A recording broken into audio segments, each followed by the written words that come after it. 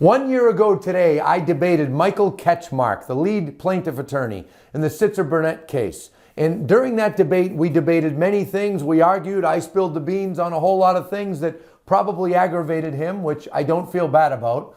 But there were some very specific things that I had predicted at that time that I thought would be nice to show you all today on the 1 year anniversary. Starting with the legal fees. I thought I would start there because many realtors over the last year and a half have expressed their frustration about the fact that they've been demonized about what they charge and demonized and wrongfully accused for a fixed system and charging too much.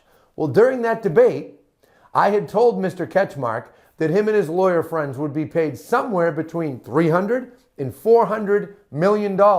And he said my numbers were wrong and I was wrong. Take a look at my prediction and what he says. Go ahead. This guy's going to make at least $300 million, $300 to $400 million. And how much of that is going back to the so-called victims? And you chose to use those 2 minutes to attack me, to attack the money that I'm making, which is silly. Your information's wrong. Your information's inaccurate. You see that? He was speaking with a lot of conviction. Well, guess what, folks? I have something to show you.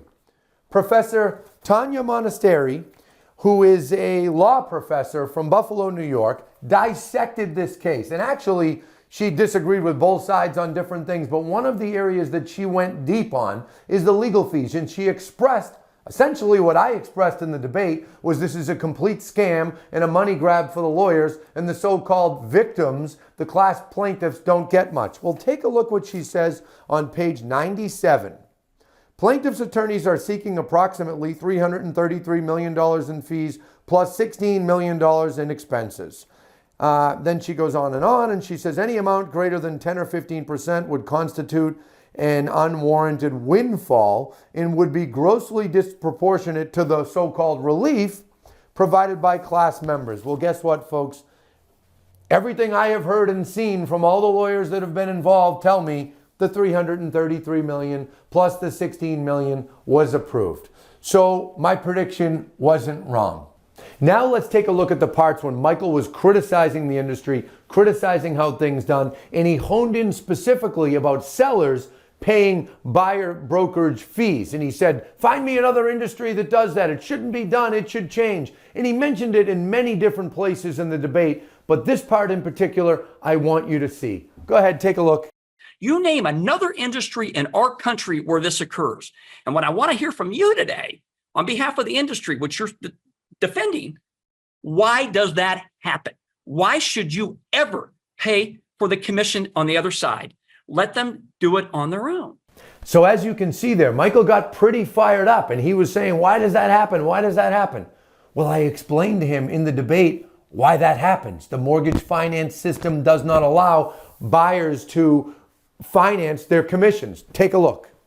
Our current mortgage finance system does not allow commissions to be plopped on top. So when Michael makes statements like he did in his opening remarks in the courtroom, like, well, we should be on the Australian system, and if a buyer wants an agent, they should pay for it. That is not possible. As you can see, I explained it to him very clearly there in that debate, as well as a prior time when we spoke on the phone. But he didn't agree, and he felt so strongly that why should sellers have to pay? And remember, that was the impetus to his entire case. Sellers are forced. They're forced because of our rigged system. They're forced because of our MLS.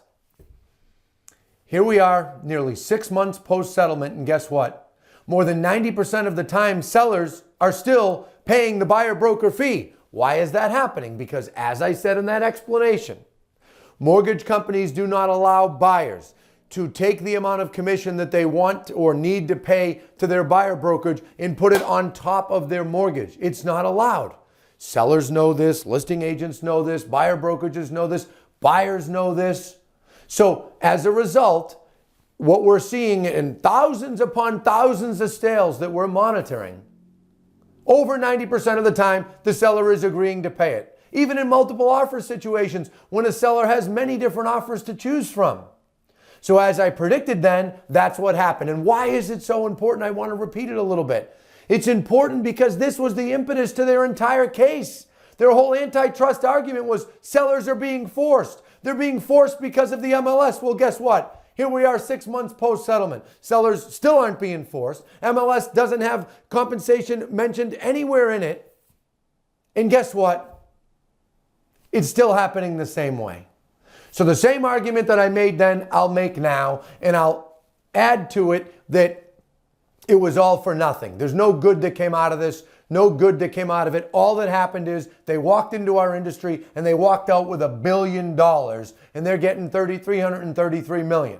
Now, remember the part of the debate when I specifically pointed out how they were all connected. I pointed out how he collected plaintiffs and they all knew each other, the judge, some of the plaintiffs' attorneys, the judge's wife. Remember I said that? And truth be told, some people in the industry thought it was crazy that I brought that up, and they said, oh, that doesn't matter. No, it does matter. Watch me say it. Go ahead, hang on, stay with me, watch. Some of the plaintiffs are even connected with everybody in your circle as well. It's a money grab, and everybody knows it, except you and the lawyers that you're working with and some of their families who are also connected with the judge's family and all these people in the courthouse that they really should name Ketchmark's courthouse. See that? I said it with a lot of conviction because I was certain and we verified everything. Now, watch him defend it. Go ahead. Please do not demonize my sister-in-law or the courthouse or somehow think that they're senators. It's garbage. Well, guess what, folks? I have a little surprise for you all. A picture was sent to us after the debate, and we've been sitting on it for months. It's a picture from a baseball game. Go ahead, put it in the screen.